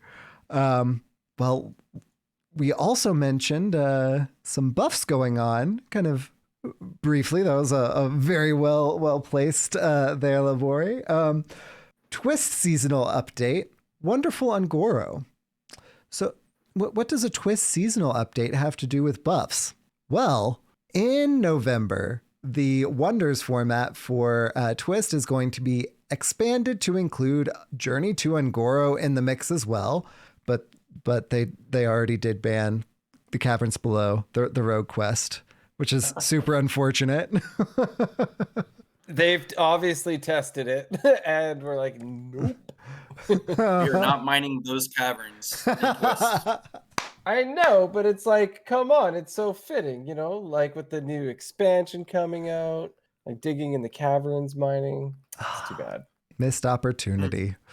But to celebrate, in celebration of Journey to Ungoro being added to Twist, they're buffing a card or 17,000. Sorry, 586. That's my lucky number. So we're not gonna read all of these, but there are a lot of really exciting ones, like Queen Cassandra, the Hunter quest reward being updated, being buffed to Rush. Battle Cry to also have Rush, and the Battle Cry of shuffle 20 raptors into your deck. Or like Dinomancy, replace your hero power with give a beast +3/+3 instead of +2/+2. The list goes on. Labore, what are some of your favorite buffed cards that you've kind of seen for the Journey to Ungoro buffs that are, I think, in the client now? So things that are favorite, but also that I think could be relevant. Right off the bat, I really like the Tyrantus. It's now a 14/14 with Taunt. Yeah. That you can't do any special interactions with. You just have to put in 14 pressure into it or something like that. I think that's really cool. Kind of thematically, we talked about it already, but Meteor is being buffed to do 15 damage. They're buffing a lot of the dinosaurs to like 14 health. So Meteor still has to take out the dinosaurs because that's thematic. So the Meteor now does 15 damage in order to still get over these big dinosaurs, thematically. They're going big. The Jungle Giants quest changed, now summons 4 minions with 5 or more attack. I think it used to be 5 perhaps, but that's something that now that every deck is going to be having their Ungoro quests, that's something that, maybe that'll see a little more play, and you can get a 0 mana Tyrantus off of. Would be insane. Summon a copy of that. Big Druid. I'm looking through the list, trying to see what else. Dino Size, I think it's funny how thematically it sets a minion stats to 7/14. It costs 1 mana less, 7 mana, make a minion 7/14. So just make a minion Ultrasaur, like just make a minion, have the stat line of a big dinosaur is really cool. Yeah, the dinosaurs like Swamp King Dread is 6 mana. Yeah. Where's the other one? Yeah, I know. What's the warrior one? Yeah, King Mosh is 7 mana. On the meme side of things, I saw someone mention that they're buffing Explore Ungoro to, instead of 1 mana card, it's 0. So you can't do like Tog Geist anymore. So I saw someone say or something like that because it now just costs 0 instead. That was kind of a funny tip. But one thing I saw that was cool is remember Elise from Ungoro, the Trailblazer, like shuffle the sealed Ungoro pack into your deck, right? I believe that's like all it used to say is like it just shuffle it into your deck. But now it's one of the Highlander cards, and it says like if your deck has no duplicates, draw it, right? So like you just get it right away at that point. Yeah, which is way better, right? Oh yeah. I really like their Mimic Pod change as well. It used to be 3 mana, draw a card and get a copy of it, and now it's 2 mana, do that. But also in anticipation for what's upcoming with Twist, changing the Razor Petals to where they do 2 damage now. For example, it mentions like Sharazen, and that's something where like, well, now you're getting more payoff to generate cards, and it's just really interesting to see just those kind of buffs in combination of paying 2 mana to get an extra card instead of 3, and then your extra cards do extra damage. It's just a lot of working together and just buffing a lot of things that work well together. I wonder if we'll see, because Charged Devilsaur is here in at 7 mana. I wonder if we'll see some Charged Devilsaur decks. That would be so cool. I don't know if Witching Hour is in the format. It might not be, but that's something that I used to play. Devilsaur, Witching Hour, just that was so good. That was so good. That was incredible. There's a lot of potential here. It's got to be quite excited. On the radar. We'll do some brainstorming. But yeah, there's so many, and Paladin's Last Kaleidosaur is back. So if anybody wants to listen to the song, go ahead and find it on YouTube. Remember Kibler's wife? Oh gosh, that song was funny. Yeah, the Galvadon, the Last Kaleidosaur. Right. It's not that bad if you don't die turn 4. But See? Labore remembers. Labore remembers. Uther seen the gets it. Yeah, there's so many. Anything else anybody sees like sticking out at all? I'm looking through the neutrals. I didn't really go through the neutrals yet, aside from Elise. So I'm just trying to see if there's anything there. I mean, like Stonehill Defender's got an extra health. It's a 1/5 Yeah. now. It was already annoying. Blaze Collars Great down to card. 6. Really like that. Blaze Caller's amazing. I always Ooh. love that card for Right-eyed Elemental Shaman. Bright-Eyed Scout to 3 mana, so you can play 1-on-3 and 1-on-4, and then just start playing really cheap 5s. Because back in the day, you would play Bright-Eyed Scout and then Jaina. So now you can play like 2 of them into Jaina, or something like that. You could brand into that on turn 6. Yeah, just something. They give Stubborn Gastropod 1 more health. It's a 1/3 instead of a 1/2. Oh, that's the Poisonous Taunt, ain't it? The 2 mana. Yeah, the little snail. Mhm. Yeah. Yeah, that's cool. That's really good. Yeah, one of the ones that really sticks out to me is Awaken the Makers, which of course is the priest quest. You only have to summon 6 Death Rattle minions instead of 7 now. So can get Is that where you get 40 health? Is that the Yeah, one? buddy. Yeah. And Lyra being 4 mana is really cool as well. Mm-hmm. There's a lot of potential here. Cool. Like it sounds funny because so for Twist, they promise like a new format, like every single month it's going to be something different. And when I first saw it, they're like, we're adding Ungoro. I was like, that's it, right? It's like that's what I first thought, right? Like that's not twisting it up like crazy. It's not like a whole bunch of stuff. But yeah, it is, right? Like not only did they add a new expansion to what's already there. So it's kind of neat because if they were going to switch it up completely, there's been people investing in this format, right? And if they switch it up completely, well, then what is everyone just going to have to buy a new deck, right? Or craft more cards, open more packs, all this stuff. Like what they've done, which is actually pretty smart, is they've added one expansion. And they have totally revamped it by buffing so many cards in this expansion that they're adding that actually is huge. So I think that's really smart. Like they did a little and a lot at the same time. You're getting more bang for your buck when your old card is better, or whenever you craft the card and it's better, Yeah. No, I think investment. it's good. It's really good. I want to play Jungle Giants. Yeah. Excitement abounds. Excitement also abounds to get some free packs. So Community Day starting today. Get into the spirit of the season with a treat of 1 free pack per week from the in-game shop for a limited time. That's why I got that free standard pack. Check back often so you don't miss any. So look at the shop and get a free pack. Seems good. Yeah, I thought it was weird that I had a free one. I'm like, okay, I'll take it because I didn't see the article before I got the pack. But wait, there's more. This weekend, October 21st through 22nd, Hearthstone is hosting a special community day to celebrate. That's 2 days.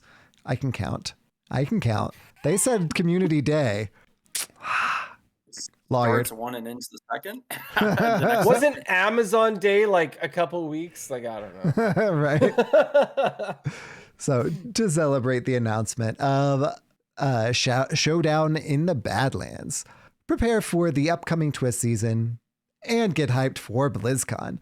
So by participating in Community Day, you can rustle up 9 free packs within 24 hours. So from October 21st at 9 a.m. Pacific and ending at October 22nd, 8:59 a.m. So it is 24 hours. That makes sense. 23 hours and 59 minutes. They're ending a minute early. 8:59.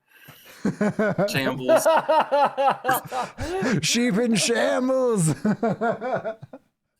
You better get your free pack before the last minute. No buzzer beaters here. Not just 1 free pack. So there are 5 different drops. You only have to watch for 45 minutes for each drop of any Hearthstone stream whatsoever. So the first drop is 2 Journey to Ungoro packs. The second drop is To Ungoro. Yeah. The second drop is Voyage to the Sunken City pack. If you know, then you know. And 1 Murder at Castle Nathria pack. The third drop is a Lich King and Festival of Legends pack. The fourth drop is a Titans and Showdown in the Badlands pack. And the fifth drop is just 1 Showdown in the Badlands pack. So you get 2 packs from the brand new expansion to cap it all off. You get 2 Journey to Ungoro packs to start it all off with all of these buffed cards. And that's just free as long as you tune into Hearthstone on Twitch. And of course, make sure that you link your Twitch and Battle.net accounts so that your viewing time counts towards those drops. I have a complaint. What the hell, Diablo team? What the hell? Get it? Diablo. Why do I get to watch Hearthstone for 45 minutes and get 9 free packs, but I got to watch 4 hours of Diablo? So 45 minutes per drop. So there are 5 drops. So it does add up to more than just 45 minutes. But I guess. Yeah. Because Nate and I were talking earlier about the Diablo 4. No, it's cool. You got to watch 0 hours. You just put it up on your screen and go do something else. I mean, attention is not required. You just have to have the screen on it.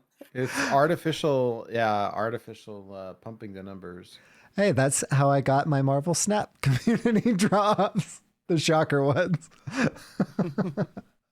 No, this is cool. Like it's a lot. Yeah, it was 6 hours for Snap. Good grief. What? Oh wow. Yeah, it was. I watched none. But I'll take this, right? Like they give us so much free stuff now with all the events that they have. Like the one that we just had, the one that I was saying that I played Battlegrounds for. Mm-hmm. Like I completed that so fast it was ridiculous. Like it was exponential, like how much XP you got per quest. Like by the end I was getting 700 experience per quest. Like it was done so quickly. So speaking of that event, was that a glitch? That was in fact a glitch. So the Hallows End event is like a 16-day event, and you're only supposed to get 2 quests a day, but it was glitched. I don't think it's glitched anymore, but it was glitched so that once you finished one of the things, it just rolled on to the next quest and the next quest and the next quest. And I finished mine in the first day too. I was wondering about that. Yeah, it's so funny. I was like, they're really generous. Or like, did I roll up a little late and I got like backlog quests or something? So I was thinking at first, but then they just kept coming. And when they don't stop coming, I don't know. And they don't stop coming. They don't stop coming. They don't stop coming. But I was like, well, I can't go to bed, right? Like I gotta do this till I finish before they fix it. Because you slayed, well played. Like, why would I not continue and do all the quests? So what I mentioned earlier in my week that I played a lot of Battlegrounds, that is why. Like I just didn't stop until I finished because I mean it was broken. Yeah, literally. And so of course the Hallows End event start off, get a standard pack, then Titans and a Festival of Legends pack, then a skin for Battlegrounds. There's a lot of Battlegrounds quests in this event. Battlegrounds is a blast. Then you get a standard pack and a Titans pack, and then cap it all off, you get a pirate Demon Hunter skin, which is incredible. Yep, agreed. You know how like I've been refraining from purchasing the skins and stuff, right? Like budgeting when it comes to the game recently. If they throw a bunch of like cowboy skins at me and charge me money, it's over. It's over at that point. Like, please don't.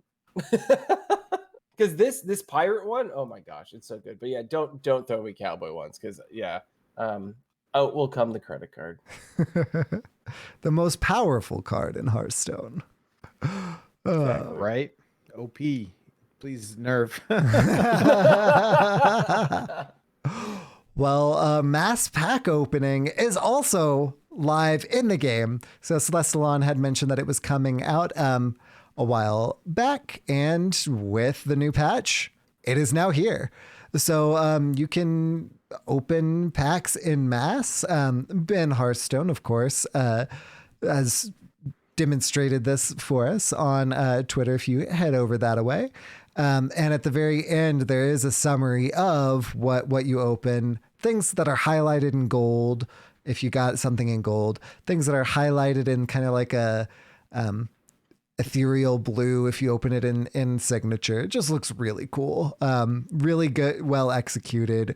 And this is what I've always wanted. Like I opening packs is fine, but I just want to start playing with the cards. And this way it like removes that time where I'm just like, okay, open this.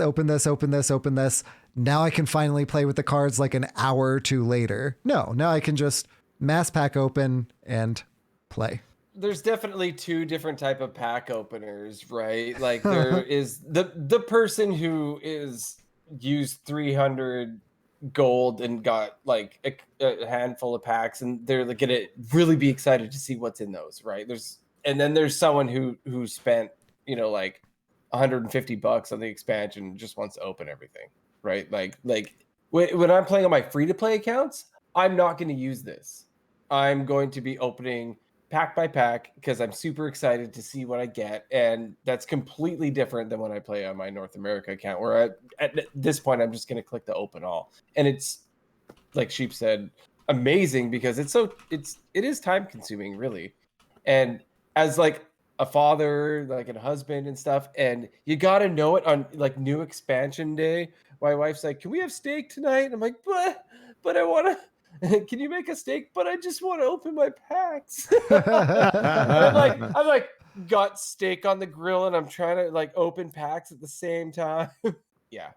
No, this is a quality of life like change for sure. And I've like got the smallest gripe with it, and it's not that big of a deal, but the fact that I think you'll completely lose track of where your pity timer is when you do it. Unless wait, Sheep, I have a counterpoint. You have something for me? Not with the fact that your pity timer. Yeah. If all you do is do the mass pack opening, then you will lose track of where that is. But the mass pack opening is not a mandatory thing, and you can choose to not open up all of your packs, hold on to however many you want, and then do that so that you can see where your last legendary was. But you can eat away at say you get both of the pre-release, that's what, 80 packs and 60 packs, that's 140 packs.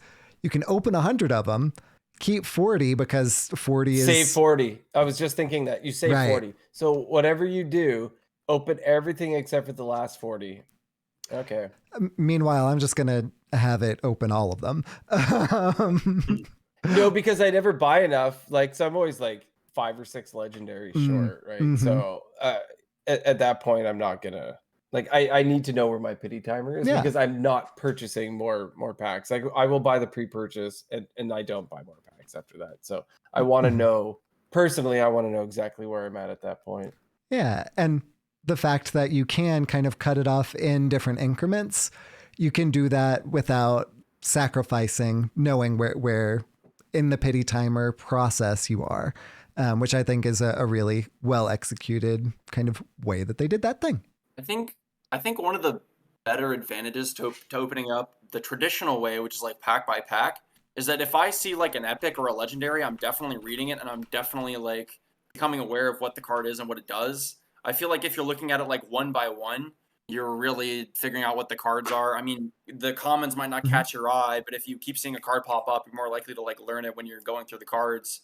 And like if you would just have all the cards in your collection, sure, you could like choose a class or notice a legendary in the thing. But I just find that if you read the description of the card, because you're not going to know what the card necessarily does, if it just says what you have in the commons for each class. So that's kind of the downside. Is I feel like it's really educational for you to see the card pop up and read it or be like, hey, this art looks cool. What does it do? Yeah, no, that's like a full agreement. Exactly what you said.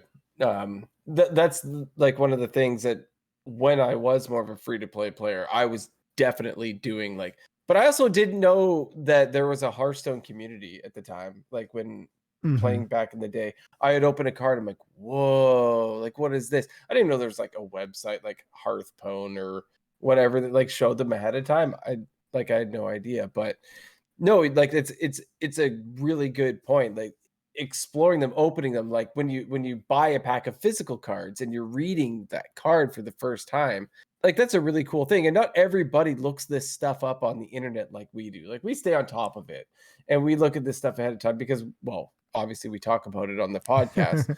So like a lot of people are opening them and reading them for the very first time. So I'm glad that there's the option to do both, right? Exactly. It's opt in to actually do the mass pack opening versus making it kind of the default option, which I think is a really good distinction too. Yeah, because like for me, by the time it actually comes out, I personally have read all the cards, right? So you know what? I've been so spoiled, it's taken the fun out of like opening the cards and reading them. Labore, you've made me feel bad about my actions. How dare you mechanize something so beautiful? Right? Well, if you want to open some card packs to read some cards and you have Amazon Prime, saddle on over to Amazon Prime Gaming and get you some 3 standard card packs included with your Prime. That's more than 2. So this ends on November 22nd, which is after the new expansion releases, but these are card packs, so you can, pick them up now so that you don't forget about it, and then open them up later, and you can get some of the new cards included in these standard packs as well. Cool beans, huh? Cool beans. Indeed. I did more free stuff. All of the free stuff. The coolest of free stuff and beans. Hopefully, I personally prefer my beans warmed up, but no judgment if you prefer cool beans. There was a fun kind of addition to like a new blog post style on the Hearthstone website as well. Welcome to the Players Tavern. So in the Players Tavern, they're highlighting some features to help new and returning players jump into the game after going through the updated basics on the website. So they've got what the new expansion is, how to share and import a deck, and then they've actually got some budget decks kind of curated by some really good players as well. So I think that this is a really cool, they put the link to this in the launcher so that, new players can, or returning players can see it there. But also maybe that'll kind of get some of those new and or returning players into the Hearthstone community as well, get them experience seeing some of those names who are sharing those budget decks, as well as, hey, you can find decks online and then import them, kind of acclimating them to the Hearthstone environment as well. So I think this is a really awesome initiative that they're starting up. Yeah, I like it. No, that's super cool. The new player experience is always good, and it's an older game at this point, right? Mm-hmm. So being able to support that and anybody coming back as well, and we know that they do offer like new like decks and stuff to people coming back and card packs and stuff. So it's super cool. I don't know how many. I don't like play a lot of other games like this like religiously as I do play Hearthstone, but I don't know how many others like try to update like that new player experience as much and returning players. So I appreciate it. Yeah, buddy. And finally, in this marathon of news, right, revealed today is that in light of the upcoming Masters Tour, they wanted to let people know that there is, in fact, a balance hotfix scheduled for the week of October 26th, for next week, on October 26th. The main targets of the patch will be Yogg-Saron Unleashed and Druid. So not only are they saying, hey, here's when it is for you Masters Tours players, here's kind of what we're targeting as well. So if you've got Yogg-Saron Unleashed, definitely don't dust it. And if you have Druid cards in general, definitely don't dust them either, because you will get more dust on October 26th.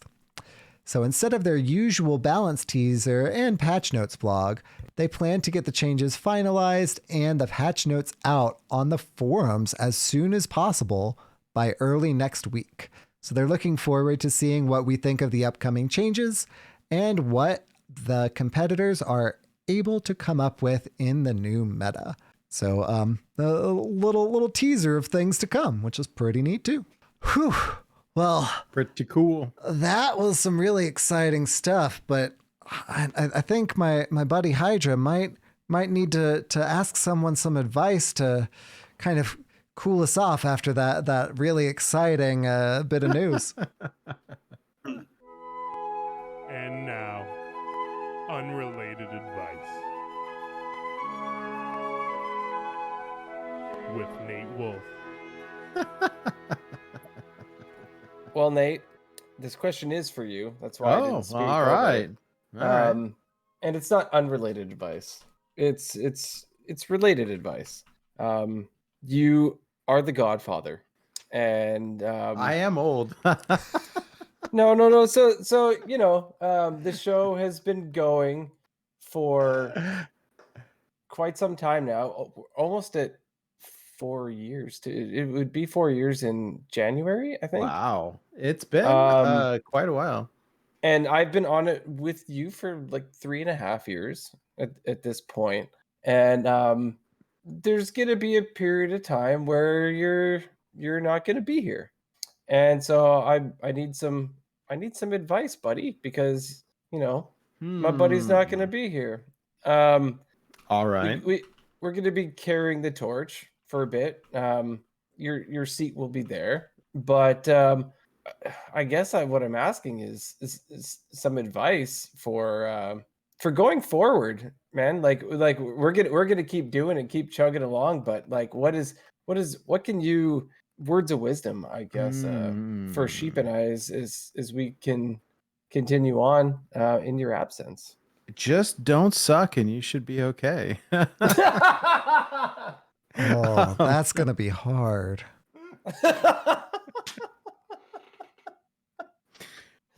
Why is there? No, I was kidding.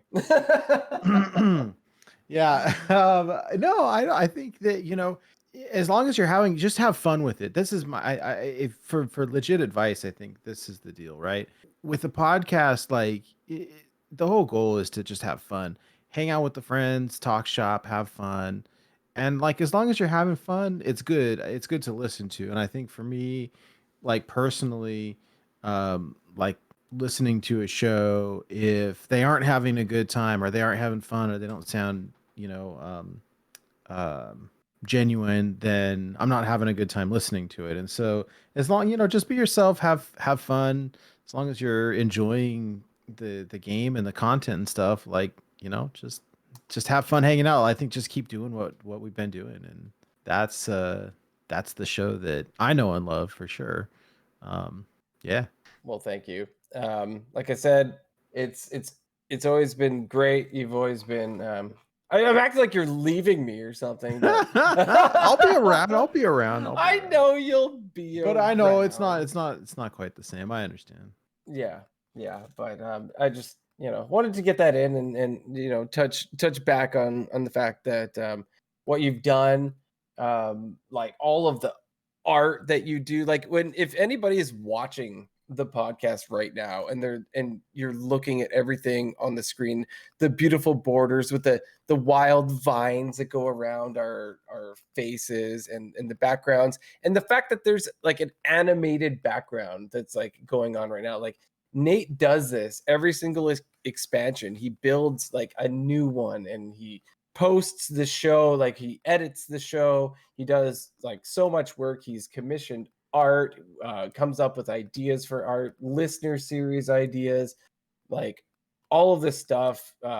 Nate has put in like so much work, and I know that you know, you're just you're gonna go away for a bit, but it's just you do a lot of hard work that I want everybody to recognize, right? Like a lot. So I appreciate you, and I'm sure that everybody else does too. But I want to make sure that they know what you do, right?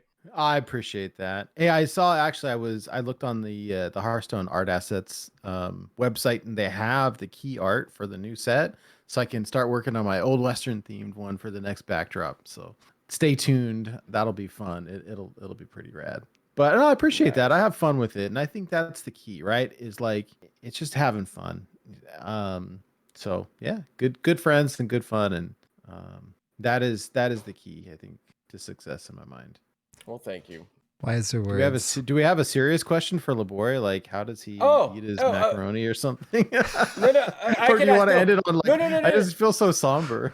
No, I do have a question for Labore, and it's not about macaroni. So Gotcha. She not hit advice. the button one more. She hit the button one more time. And now, unrelated advice with Nate Wolf. LaboreSangre. Okay, so I live in what you guys in the United States call the Pacific Northwest. Up here in Canada, that's like the Pacific Southwest. Right? Like it's the nicest place you can be. We've got those palm trees and stuff, it's kind of funny. This is the California, Canada. But we've hit the time of year where it rains all the time now. One of my favorite things to do is to barbecue myself some chicken wings. Don't barbecue yourself, man. That's not a good idea. Whether you've got chicken wings or not. But I love barbecuing chicken wings. It's like one of my favorite things. My family loves them. I go and buy like 2 like big boxes of them. I throw them on the grill, like on the barbecue. And when they're just about done, I take them off. I toss them in some sauce, and I throw them back on to add like a little bit of that barbecue flavor on top of the sauce. I get them a little crispy afterwards, right? And Nate mentioned macaroni, but I know you know how to make a chicken wing. I know you know how to make a chicken wing. Right? Correct. So it is raining all the time. How do I make the best chicken wing in my kitchen? Oh my gosh. Okay, so the satire of that question with me knowing how to make a chicken wing was whenever I worked at Buffalo Wild Wings. So I was a professional. That's where I was getting at. I know it's raining all the time. Like every single day it's raining? Yeah, like for the next 6 months, basically. Because I mean, I know there are places that 4 months maybe. I might be exaggerating. I know It'll be there are raining places- till spring. For example, near the Buffalo Wild Wings, there's this place called Island Wings, and they bake their wings. So I want to say they like put it in the oven or the microwave or something, and that works for them. That is a really good question because I'm trying to think if I've ever done my own wings, to be honest. Like whenever you talked about like barbecue chicken and stuff, it got me thinking on like pulled pork and just all these different barbecue meats, brisket. Like I was absolutely running through the options here. I mean, I could buy a deep fryer, I guess, but like I don't know. Oh, yeah, that's I have an air fryer. That's how I do my wings actually. Oh, I have an air fryer. Yeah, you put it in, heat it up for like 15-20 minutes and you're good to go. Do you sauce before or sauce after? So the wings come sauced. You can add extra sauce afterwards. They cook with the sauce on it, and it works that way. But that's what I used to do. The cleanup is a little annoying, but not bad. But yeah, that's what I recommend is an air fryer, actually. Completely forgot about that. Air fried chicken. Wiser words have never been spoken. When you heard that, I'm bored. More to be wild. You get me every time. So Nate teased a song that we had to play at the very end. Oh, this is the Sheep Legend song. We're still It reminded me recording. of you because We've got to record a song as well. This goes out to you, Nate. has a couple bad words in it. Oh, I know this one. I don't think we ever posted this one because Craig said it was too cringy, but it's so funny.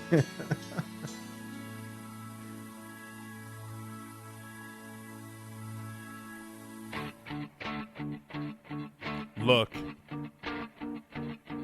if you had one moment, one opportunity to play any card you ever wanted in one format, would you play it or just let it sit? Yo, he's playing Wild. Yeah, Wild makes him smile.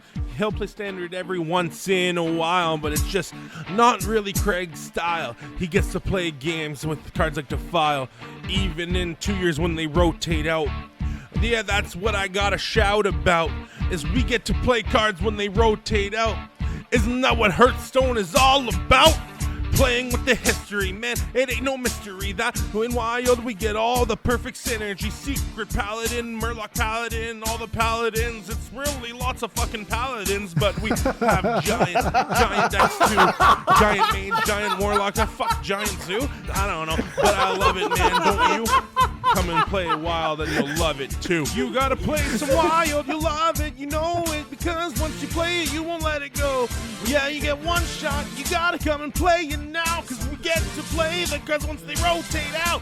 You gotta come play some Wild with us, you'll have fun, you'll love it, you'll never wanna let it go. You get to play the cards that you never get to play, you get to play them in Wild every single day. So many paladins. Yo, we gonna get Nate on a track soon, guys. I'ma make him do it.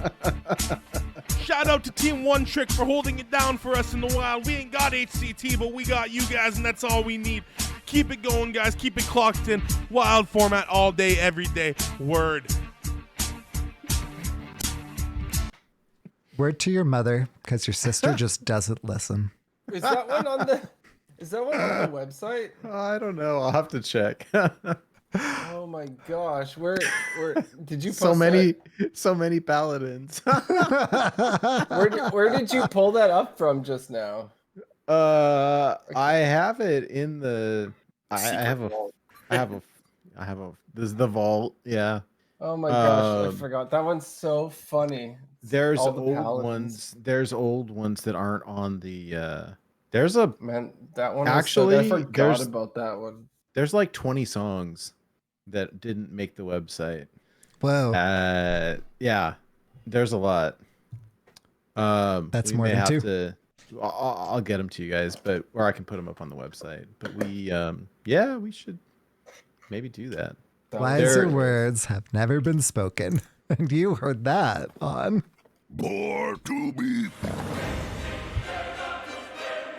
wild. Sweet, we've got a secret song like an old 90s album.